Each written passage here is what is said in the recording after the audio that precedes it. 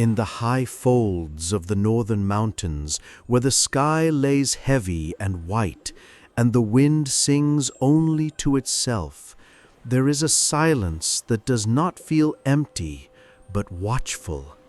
It clings to the trees, nestles in the frost-covered branches, drifts between the rocks like a breath held too long. There, beyond the reach of time and roads, a figure moves when the snow falls deepest. A woman, they say, or something older than woman, older than snow. A spirit of winter, born from the stillness between heartbeats. She is called Yukiana, the Snow Woman. The myth of Yukiana is not told in taverns or towns. It is whispered near dying fires in cabins barely holding against the cold. It is passed from grandmothers to grandsons in hushed voices as the blizzard thickens behind the windows. No one speaks of her in summer. It would be impolite, perhaps dangerous, to call her name while the earth still breathes warmth. She is not a ghost in the usual sense, not a memory or a regret. She is present, now, always, wherever the snow falls fast and the winds scream with no shape. They say she appears in the dead of night, when lanterns flicker low and even the wolves retreat into silence. She floats just above the surface of the snow, not walking but gliding, her body untouched by weight, her feet bare and pale as birch bark. Her hair flows like black silk, unraveling in a cold stream. Her kimono, always white, ripples without wind. And her face, her face, so delicate it feels carved from sorrow itself. She is beautiful, not in the way of flesh and blood, but in the way winter is beautiful, serene, perfect, terrible. To look upon her is to feel a pang in the chest, as if one had forgotten something essential. To hear her voice, if she speaks at all, is to feel frost bloom on the edges of the soul. No one survives her touch. No one forgets it either. She comes to men who wander, lost or lonely in the depths of winter, a traveler caught in a storm, a hunter who strayed too far, a poet seeking solitude. She finds them when the cold has numbed their judgment, when their lips are cracked and their thoughts slow, and then, when they are ready to surrender to sleep, she appears, soft and silent, with lips that do not part, eyes that do not blink. Some she kisses gently, others she breathes upon, and some she merely watches, letting their warmth drain away as if by will alone. And in every telling, the man is found later, frozen, peaceful, untouched, with a look of something like rapture on his face. There are those who call her a demon, a snow witch, a seductress of death, but others, quietly, speak of her as a spirit of mercy.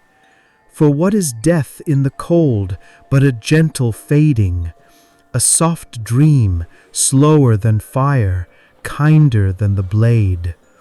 Perhaps she gives them not death, but a final pleasure, a moment of beauty before the dark. Perhaps they do not struggle.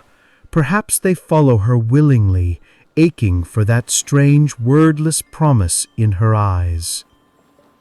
And yet, in every version of the myth, there is this rule: she never lingers. She is the storm passing, the snowflake melting, the dream forgotten just before dawn. She does not fall in love. She does not return. She is the unheld hand, the unsaid goodbye. She is beauty that slips through the fingers like melting frost. She is silence. She is stillness. She is winter. But legends are not fixed things. They shift like clouds over a moonlit field. In some retellings, there was once a man she did not kill, a boy barely grown who looked into her eyes and did not flinch. He was sick, they say, dying anyway, and perhaps in his weakness she saw something familiar, a softness, a surrender. She spared him, but she warned him, "Never speak of me, or I shall return." He did. He couldn't help himself. Years passed. He found a wife, beautiful and pale as a snowdrift. One night, as they sat by the fire, he told her the tale. She smiled without smiling. Her breath fogged the air, and in a blink, she was gone. Some say she was only ever a test, a reminder that not all beauty is to be possessed, that love, when too cold or too hot, can still burn. Others insist she was real, that she is real, that she waits, even now in the folds of snow-heavy forests, watching for the one who will meet her eyes without fear, for the one whose heart might thaw something in hers. But the snow has no heart. The winter does not weep.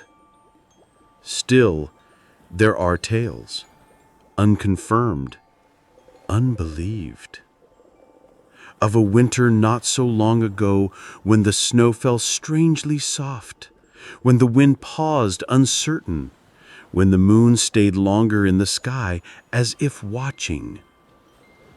A winter when Yuki Onna came to a village not to kill, but to stay. It began with a man, a quiet man, a dying man, who no longer feared the cold. And it began with her, the snow woman, who for the first time did not vanish with the rising sun. She stood beside his door as dawn broke, pale and trembling, and did not flee. She listened to his breath. She warmed her fingers near his fire. She learned to speak in whispers. No one knows how long she stayed, only that the snow stopped falling and something in the mountain changed. They say when she wept, it rained in the middle of January. They say when he laughed, the frost receded from the window panes. They say when they touched, just once, the world held its breath. But stories are only that. Snow melts, men die, myths fade. And yet, if you walk deep into the woods when the snow falls thickest, if you listen closely to the hush between flakes, you might hear it. A sigh, a name, a memory never fully gone. For one winter, she lingered. His name was Akio, though no one had spoken it aloud in many weeks. The winter had taken the roads, the voices, the warmth of routine. Now the villagers passed him in silence, eyes lowered, their greetings lost in the snow. He had grown thin, not just in body, but in spirit. He moved like a man whose soul had begun to unravel quietly, thread by invisible thread. Once he had been a painter of modest repute. He painted riverbanks, oxen, plum blossoms in early thaw. But in the last year, the brush had fallen from his fingers. His hands, once so fluid, trembled even in stillness. Grief, they whispered, or illness, or both? He had lost someone, though no one knew quite who. What remained of him now dwelt alone in a crumbling wooden house pressed against the mountainside. It was a place too small for memory and too quiet for healing. The hearth burned low, the rice ran thin. He did not speak to himself anymore. Even the sound of his own breath felt like an intrusion. And yet it was not death that he waited for, not exactly. It was something else, something colder, yet not cruel.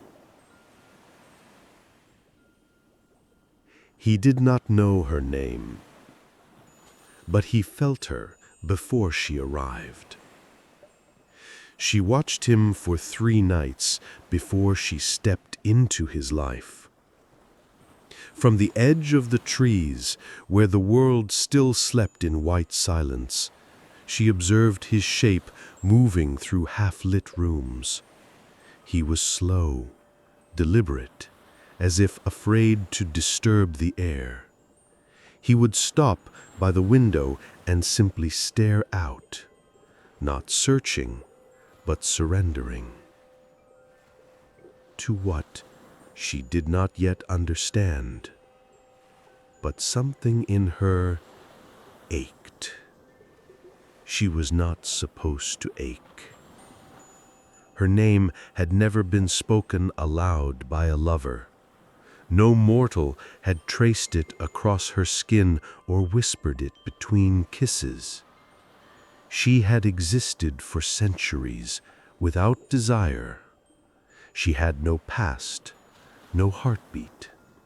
She was snow given shape, flesh made of forgetting. Yet the man, this Accio, drew something to the surface, something warm and dangerous. She told herself it was curiosity. And so, on the 4th night, as snow fell in a hush thick enough to drown sound, she stepped across his threshold without leaving a mark behind. He did not startle. When he turned and saw her, standing barefoot on his tatami, her hair cascading in inky silence down her back, he simply looked. His eyes were dark and tired and strangely calm. "You've come," he said.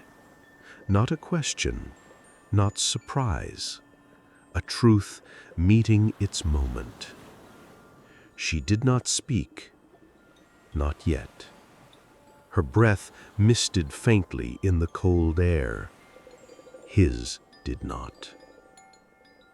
For a long time they stood in that stillness, his hand resting lightly on the frame of the paper door, her fingers curled slightly at her sides.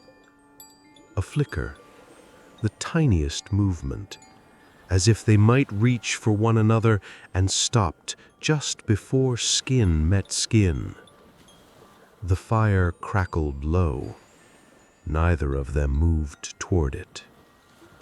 Outside, the snow buried the world in silence. She sat across from him in the following nights, not close, not far, a respectful distance measured not in fear, but in awareness of the brittle balance between presence and destruction. He offered her nothing, no food, no question, no name, and in return, she took nothing from him. Not yet. But she watched, the way he wrapped his shawl around his shoulders without urgency, the way he ran his fingers along the rim of his teacup, though the tea had long gone cold, the way he blinked slowly when he looked at her, as though unsure whether she was a vision or whether he was the ghost. "You don't speak," he said one evening, voice rough from disuse. Still, she did not. He smiled, just barely. "That's all right. Most words melt before they reach the air, don't they?" Her head tilted, a nod, a ripple of understanding, the barest gesture, but to him it was a thunderclap. She began to come each night as the snow deepened, always without invitation, always without sound, but he began to respect her, and perhaps she expected herself.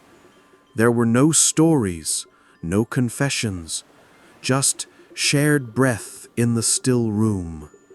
Sometimes he would hum, a low, almost imperceptible sound, a lullaby or a memory. And sometimes she would turn her face toward him in the dark, as if listening not to the notes, but to what they failed to say. He never asked who she was. Perhaps he knew. Perhaps she reminded him of something long buried, a scent, a snowfall, a promise never made. She studied his hands more than his eyes. They were veined and delicate, a painter's hands even now. He still picked up the brush sometimes, dragging ink across parchment in vague strokes, circles, spirals, half faces.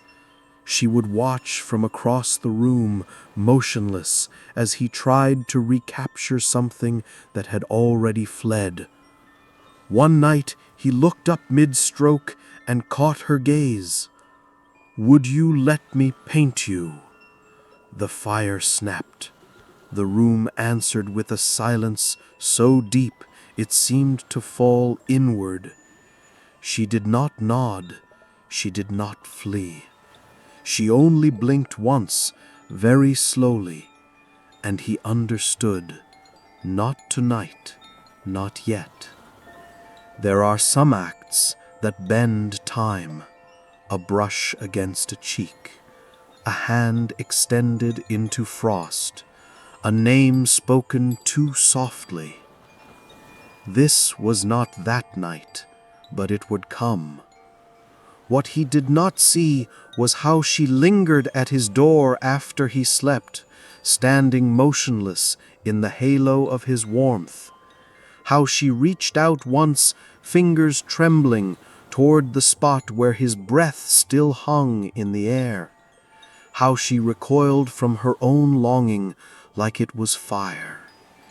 She had never wanted to stay before, never wondered what it would feel like to wake beside someone and not vanish, never questioned her purpose.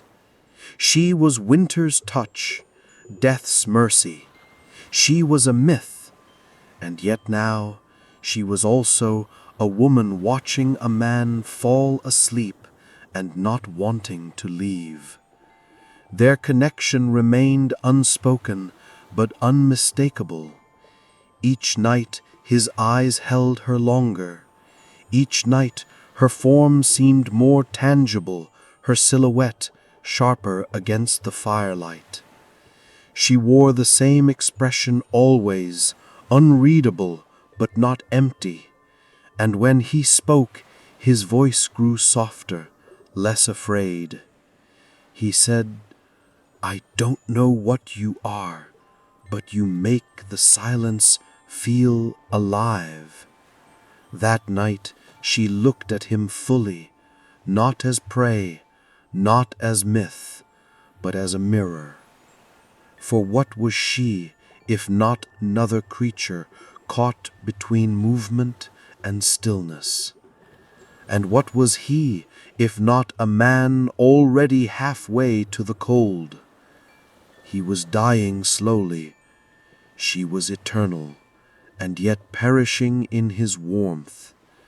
their timelines bent around one another like branches in the snow, a fleeting life, an immortal pause. Both alone until now. Together they did not speak of love, but love grew anyway, quiet as snowfall, weightless as breath. The snow deepened. It fell for days without pause, blurring sky and earth until the world seemed suspended in white breath. Within the quiet, their nights continued, two figures meeting in stillness, neither daring to move too close. But something had shifted. The silence between them had thickened. It no longer soothed, it strained. Yuki Onna felt it first, though she had no name for it. A tightness behind her ribs when he looked at her. A heat that curled low in her belly when his voice, hushed and broken, spoke into the hush. She did not know desire. Her existence had never allowed for such indulgences. But this feeling, this ache, was not hunger for a soul, as she once believed. It was something softer, slower, more terrifying. She wanted to stay, but she was not made for warmth. She was the cold, the ending, the final breath that froze on the lips of lost travelers. She was the snowstorm that kissed shut the eyes of those too weary to continue. She had no heart to offer. And still she found herself lingering longer each night, her body trembling not from cold, but from something she feared to name. Akio, too, had begun to change. The hollowness that once defined him had begun to fracture. Color returned to his cheeks. His movements grew more fluid, even graceful. He began to paint again. Not landscapes or plum blossoms, but fragments of a face. Eyes that stared through snowfall, lips caught mid-breath, long strands of dark hair swirling like ink in water. She saw the images and said nothing. But her fingers curled when she did, her nails dimpling her own skin to keep from reaching out. Some nights he would speak aloud, not to her, but into the room, his words soft and reverent, like prayers said to a God too beautiful to answer. I dream of your breath on my skin, but I fear it would be the last thing I feel. She watched him, silent, unblinking. He continued, his voice a thread unraveling in the quiet. You are not alive, are you? Her head turned slightly. The air cooled. Yet you feel more real than anything left in this world. She stood then, not to leave, not to threaten, but as her body, unused to this weight of emotion, could no longer remain still. Her limbs trembled, and not from winter's chill. He rose too, as if drawn by some instinct older than language. Their eyes met. The fire between them flared, and in its light her form seemed to ripple. Her outline blurred at the edges as though warmth itself was unraveling her. And yet she did not flee. He reached out, slowly, reverently. His fingers hovered just above hers, trembling with restraint. The gap between them held all the weight of their longing. 1 inch more, and everything would fall apart. "Don't," she whispered. Her voice was like wind against frost-glazed windows, barely audible, full of warning. He froze. Her eyes flickered with something between hunger and sorrow. "If you touch me, you will not survive the night." His hand dropped, and yet she did not vanish. She stood there, bare feet upon the tatami, breathing in time with his. Each breath was heavier than the last. The tension between them coiled, not snapping, only growing tighter with every second of restraint. She had never wanted to be touched, not like this, not with reverence, not with tenderness. That was the danger, not the death, but the craving. He returned to his seat, his face pale, not with fear, but with reverence. She sat as well, her hands folded in her lap, to keep them from reaching. The night that followed, he did not wait for her.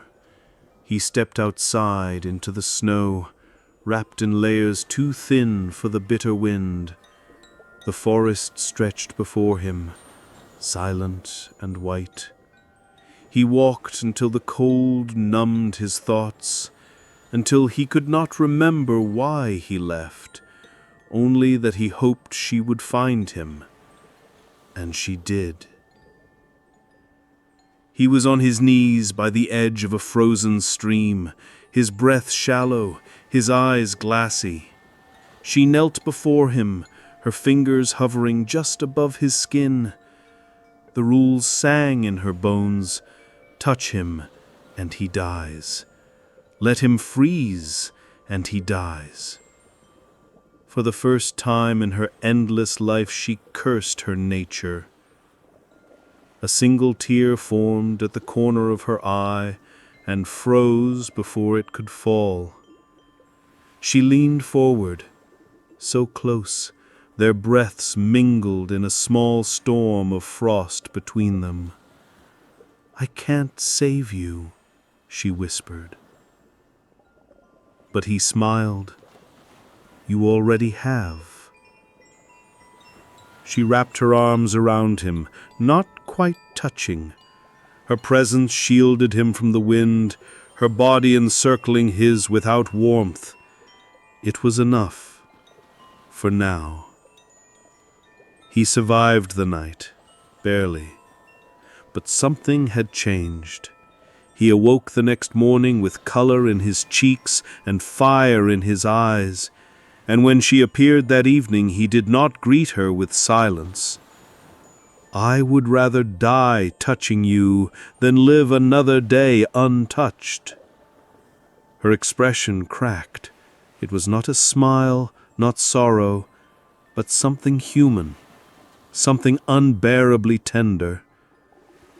"You don't know what you're asking," she said. "I do, and still I ask." She looked at him for a long time. The snow whispered against the walls, the fire was low, the space between them pulsed with unspeakable need. "I want to stay," she said at last. His breath caught. "But if I do, I will melt. And if you touch me, truly touch me, you will die." He rose and crossed the room. She did not move away. "I don't want eternity," he said. "Only this, only you." They stood again, eye to eye, the tension between them alive and burning.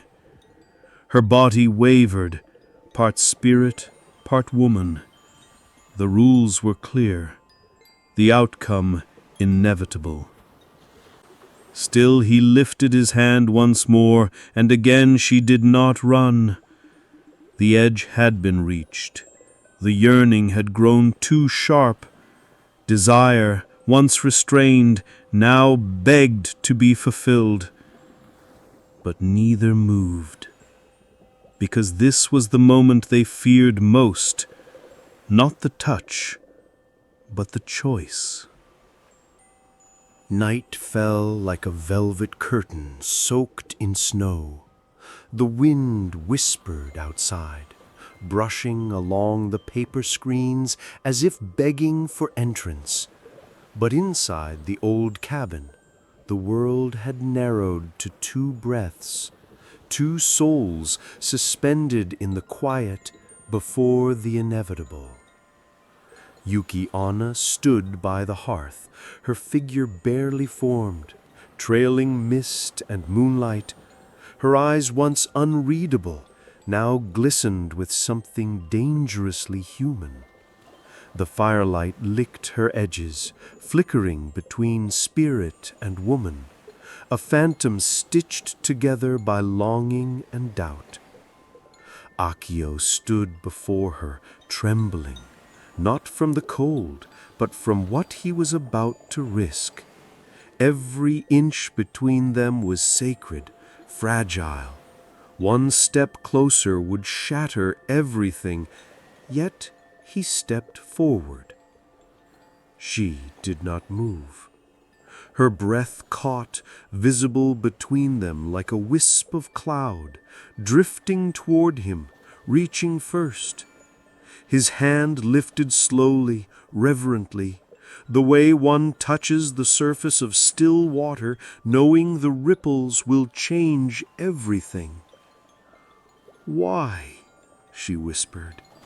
Her voice was softer than falling snow, but it carried the weight of centuries.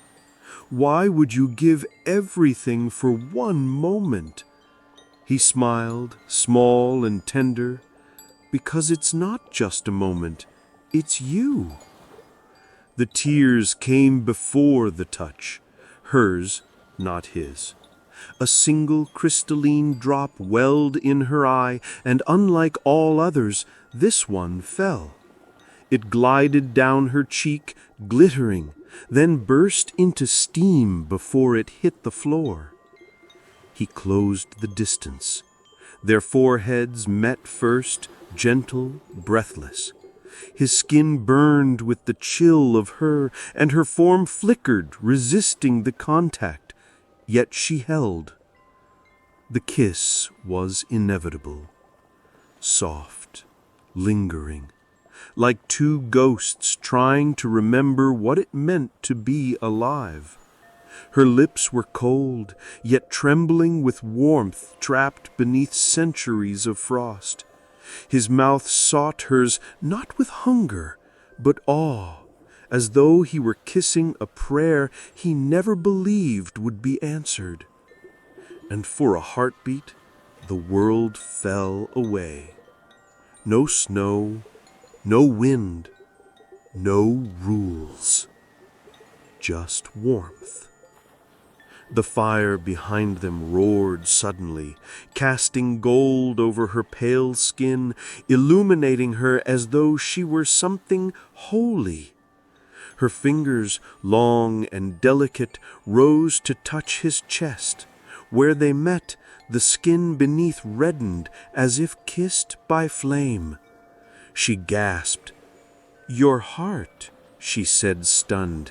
It's louder than I imagined." He took her hand, guiding it over the pulse beneath his ribs. "It only beats for you now." Her body rippled in response. Steam rose from her shoulders, from her hair, from the edges of her robe. The snow outside thinned, hesitant. The air grew heavy with contradiction. Warmth and cold entangled in their embrace. Her form began to melt, not in pain, but in release. The weight of centuries slid from her limbs like ice breaking from a thawing river. For once she did not resist. She pressed herself against him, arms sliding around his waist, her breath trembling against his neck.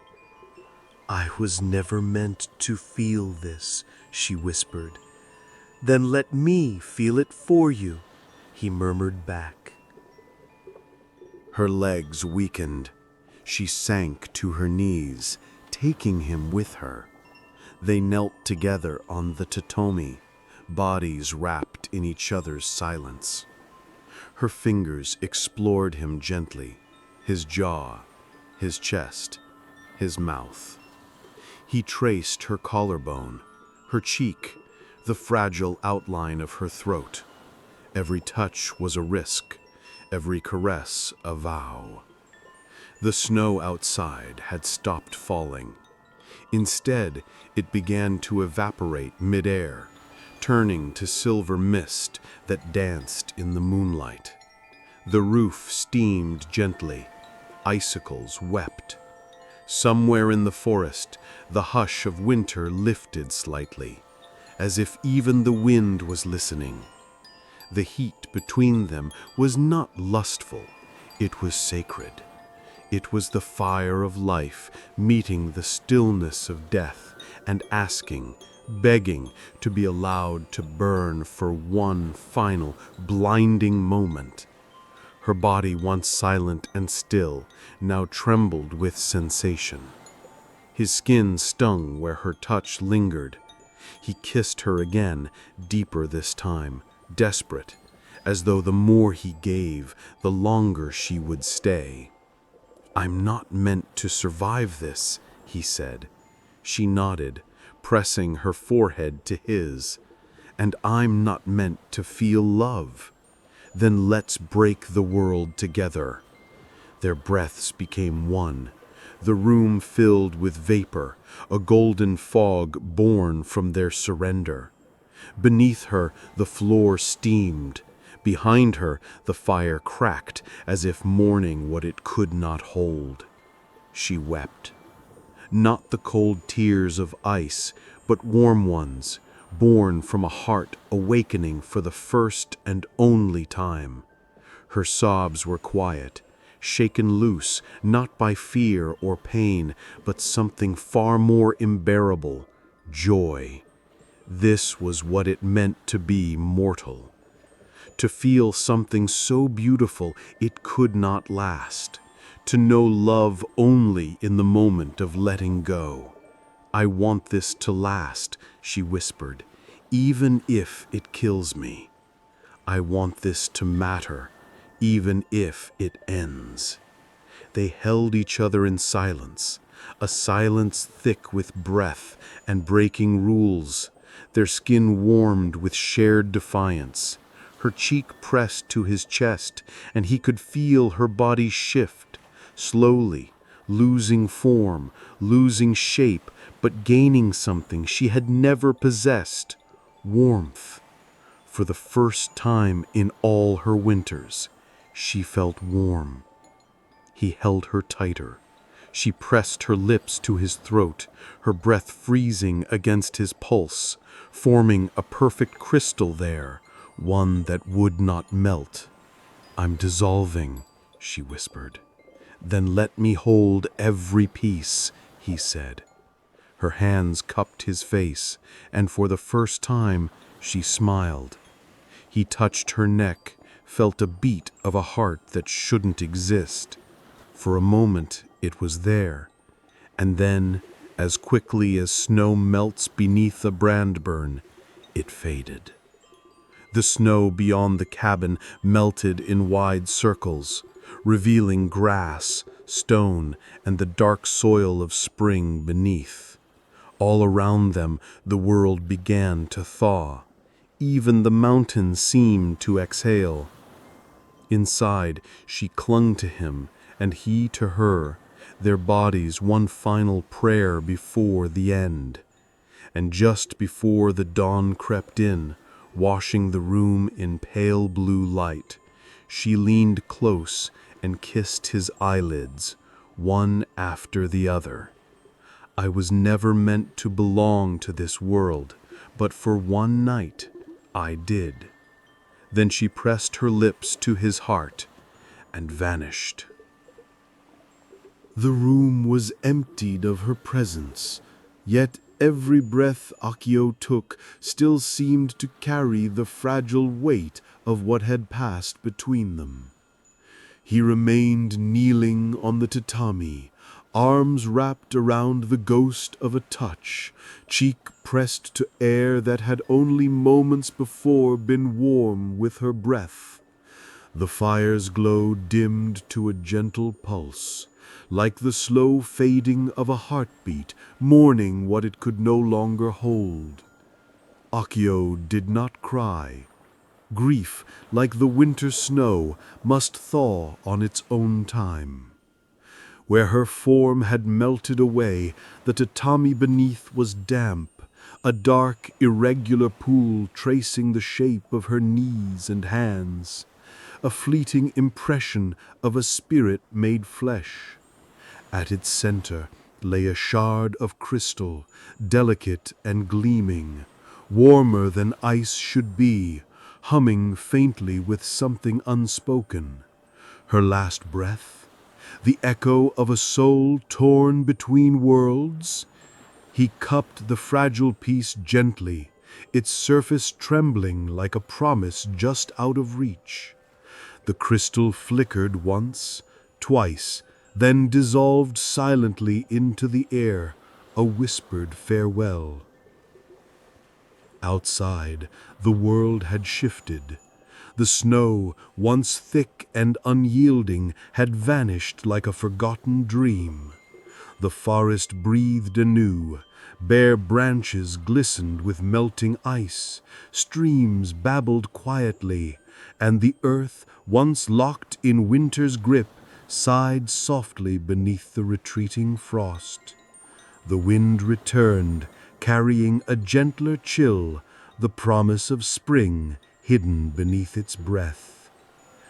Akio stood unsteadily, feeling as though the night's fire had scorched through his skin and left him hollow. His limbs felt lighter, as if the weight of centuries had slipped away with her. Yet inside him a new warmth bloomed, fragile and dangerous, like a flame kindled in a field of snow. He had loved her, not as a fleeting phantom or distant goddess, but as a living pulse in the frozen silence of his heart. He had kissed the edge of eternity and been burned by its brilliance. But what had he become? The man who walked now through the towering forest was not the same Akio who had wandered in lost and cold. He carried her warmth beneath his ribs, a gift and a curse, the echo of a love both impossible and everlasting. His heart beat fiercely, painfully, with a rhythm that was both his own and something borrowed from the spirit he had touched. In the days and years that followed, villagers whispered of the early thaw, the mysterious warmth that crept over the land long before spring was due. Flowers bloomed through melting snow, birds returned before the frost had left the trees, and a strange mist curled like breath among the branches.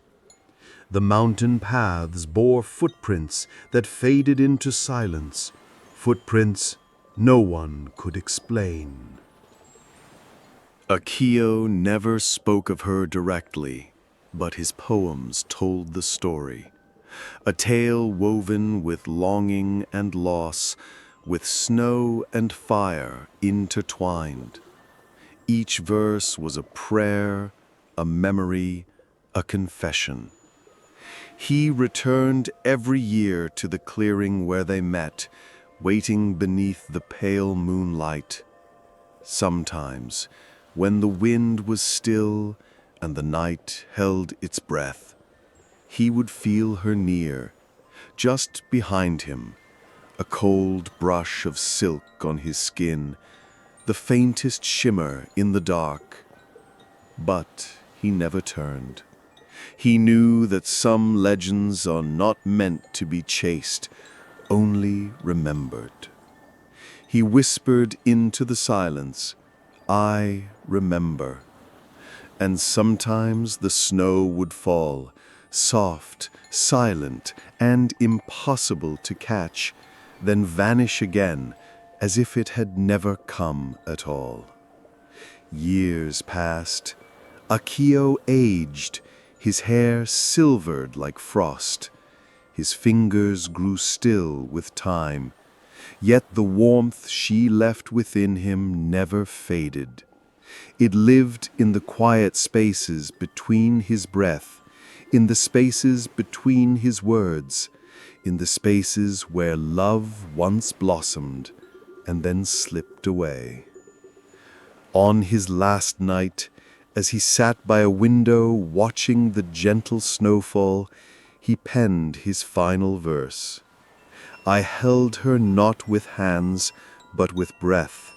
Her kiss burned colder than death. She left no footprints, only thaw.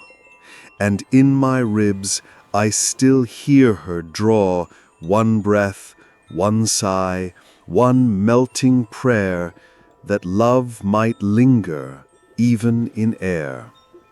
When his body was laid to rest beneath the snow, the frost refused to settle. The earth remained soft, alive with hidden warmth, and the forest was wrapped in a mist that whispered like a prayer. The villagers believed she had come for him at last, not to claim or curse, but to carry him into the place between seasons, where snow and fire live side by side in endless dance. The legend of Yuki-onna was no longer one of death and fear alone. It became a story of love's fragility and power, of a night when a spirit risked everything for a fleeting taste of warmth, and a mortal who held that fire in his heart forever. Children were still warned to beware her beauty, but poets listened closely for the wind's soft sigh, hoping for a glimpse of the woman in white, who might appear not with cold death, but with a promise. For winter is not absence. It is the pause before the flame, the silence before the song, the moment before love returns. She lingers beneath the snow, behind the mist, in the hush before dawn. And those who feel her know love is the fire that never truly dies, even in the coldest winter. In the long, lingering silence after the storm has passed, when the world lies hushed beneath a thick quilt of snow, Akio's heart holds a quiet, aching space. The frost that clings to the branches and the ice that glimmers on the frozen river are silent witnesses to a love that was as fragile and fleeting as the snowflake itself. He walks the empty paths where once her footsteps faded into the white, the memories falling around him like soft whispers carried on the winter wind. Was it worth it? The question echoes through the hollow chambers of his soul, gentle yet insistent. Was it real? Those brief moments when the cold bitterness of winter seemed to melt away under the warmth of a touch, when her breath mingled with his in the frozen air, when time itself seemed to stop. Were they the fragile bloom of a dream, or the trembling pulse of something eternal? The legend of Yukiana is one of cold beauty and deadly grace, a spirit born of snow and frost, wandering the winter nights with eyes like glimmering ice and skin pale as moonlight on fresh snow. She is untouched by time, a figure suspended between worlds, neither fully alive nor dead, forever bound to the endless winter. But in Akio's story, she became more than myth. She became a woman who longed for warmth, who dared to reach for something forbidden: love, touch, connection. He remembers the way her hair floated around her like a drifting veil of snowflakes, the way her gaze held the stillness of the frozen forest, and yet beneath that icy exterior a flicker of something fragile and human glimmered, a longing that mirrored his own. For Akio too was trapped in a kind of winter, his heart frozen by loss and loneliness, his spirit lost in the cold emptiness of his days. They were two souls adrift in a landscape of ice, each seeking the warmth they could not find alone. Their union was a fragile dance on the edge of a blade, each moment charged with danger and desire. The rules were clear, unyielding. If she stayed too long, she would melt. If he touched her skin, he would freeze forever. Yet in that peril, their passion burned brighter. It was a fire ignited in the heart of winter, a defiance of fate that neither could resist. When their lips met, the world seemed to shatter and remake itself, a fragile crystal suspended between love and loss. The snow around them dissolved into mist, the cold air grew heavy with unspoken promises, and for a heartbeat the impossible became real. But all flames must flicker and fade, all snow must eventually thaw or fall. And so the moment passed, leaving behind a silence filled with the echo of what was and what could never be. In the days that followed, Akio felt the ache of absence like a frostbite on his soul. The world was the same, yet forever altered by what had passed between them. He walked the forests and fields, searching for signs of her, a trace of her laughter in the wind, a shimmer of her presence in the drifting snow, but found only the cold, empty silence of winter's rain. Yet even in loss there was transformation. Akio's heart, once frozen and closed, was thawed by the brief warmth they shared. His poetry blossomed with new depth and tenderness, each verse a delicate snowflake capturing the beauty and pain of a love both impossible and eternal. The villagers spoke of him in reverent tones, not just as a poet, but as a man who had touched the divine, who had walked the thin line between myth and reality. Nature itself seemed to carry the memory of their encounter. The frost lingered longer in the valleys, the snowflakes fell with a softer grace, and sometimes, when the wind was just right, the faintest whisper of a woman's voice could be heard among the rustling branches, a melody of longing and loss, a song as old as the mountains. Some say Yukiona returned to her frozen kingdom, her heart forever marked by the mortal who dared to love her. Or she melted into legend, her story woven into the fabric of the seasons, a cautionary tale of passion and sacrifice. But Akio knows that love, once born, never truly dies. It lives on in the quiet spaces between breaths, in the shimmer of frost on window panes, in the lingering warmth of a shared embrace. As the years pass, Akio's thoughts often drift back to that winter night, to the fragile touch of her hand, to the warmth of her breath in the cold. He wonders if she too remembers the moment when the ice around her heart cracked, when she tasted the fleeting sweetness of life and love. Did she feel the same ache, the same longing in the endless solitude of her immortal existence? The village tells their tale around fires and beneath star-filled skies, a story of beauty and danger, of a love that defied the boundaries of worlds. They speak in hushed tones of the snow woman who loved a man, of the mortal who chased a ghost, and of the fleeting magic that blossomed between them like a delicate flower in the frost. And on winter nights, when the world is silent and the snow falls soft and deep, some say you can still see her, a pale figure drifting through the trees, her footsteps leaving no mark on the ground. Her eyes, like frozen stars, search the horizon for a warmth she can never fully hold, a love that burns bright yet fades too quickly. Akio's story does not end with a triumphant resolution or a clear answer. Instead, it lingers like the final breath of winter, soft, fragile, and haunting.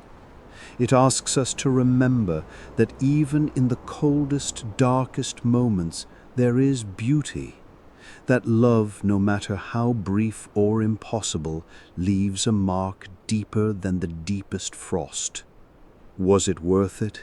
The question remains unanswered, but perhaps the true answer lies not in the outcome, but in the courage to feel, to reach across the divide between worlds, to touch the intangible, to embrace the fragile and the fleeting. As the first light of dawn filters through the frost-covered branches, Akio stands alone beneath the vast sky, his breath mingling with the cold air. The snowflakes drift silently around him, each one a whispered story, a memory frozen in time. And in the stillness he hears it, the softest whisper of her voice carried on the wind, a gentle sigh that fades into the endless winter. Was it real? Was it worth it? The world holds its breath waiting for the answer, but all that remains is the silence and the snow, the last lingering kiss of winter's embrace.